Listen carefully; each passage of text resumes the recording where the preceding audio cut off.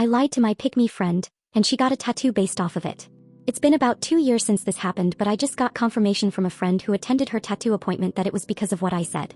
I was introduced to Peggy through a mutual friend. She had recently moved into the friend's neighboring apartment unit and was quickly introduced to our friend group. Almost immediately, I could tell we weren't going to get along based off of some backhanded compliments that were given. But I decided that it was too quick to judge her fairly and invited her to a game night that a friend and I were hosting. Huge mistake. Game 1, Sardines.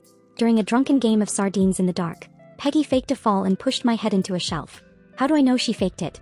Because she literally told me in front of everyone and laughed about it, saying, "I found him first, that's why I pushed you."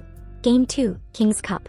Peggy called me out during the never have I ever portion for having gone through a divorce.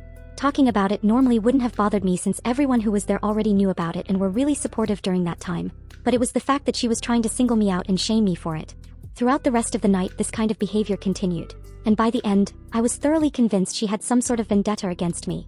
Finding out what, or in my case who it was, took almost no time at all. One of our friends, who we'll call Mark, was in attendance that first night. Mark, 28M, is a tall, kind, funny, and generally attractive guy. Essentially, he's catnip for her type. At this time, we were pretty close friends and Peggy did not like that. For the next 6 months, anytime he was around, I had to deal with the most ridiculous, awkward, and petty attempts of her trying to single me out or embarrass me. Now here's where the tattoo comes into play. I had been planning on getting a dragon tattoo for over a year. I am fully aware that dragons are a common and trending tattoo, but I wanted it anyways because it was special to me and my mom. I had even worked with my tattoo artist on incorporating her favorite flowers into the piece and figuring out what kind of style/other details I wanted. About a month before my appointment, Peggy heard a friend and I talking about the tattoo and started asking questions. I swear I could see the moment the light bulb went off in her head because she grew the biggest **teething grin I have ever seen. My light bulb moment happened shortly after. When she asked where and what kind of dragon tattoo I wanted to get, I lied.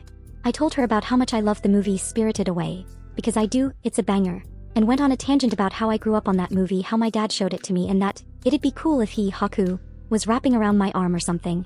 If you haven't seen the movie, one of the main characters is a boy named Haku who turns into a dragon. Peggy had never seen this movie before, so I encouraged her to check it out and ended the conversation there. Now, considering she had never seen it before, I didn't think she'd actually do it. But Reddit. He did it. And it wasn't just a tiny cutesy little thing either. She committed to my exact description. The thing is freaking huge.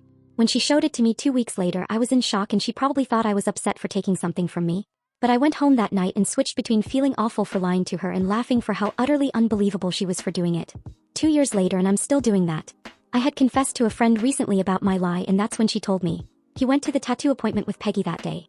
And word for word Peggy had said, "She's going to be so upset. This is like the exact tattoo she wanted."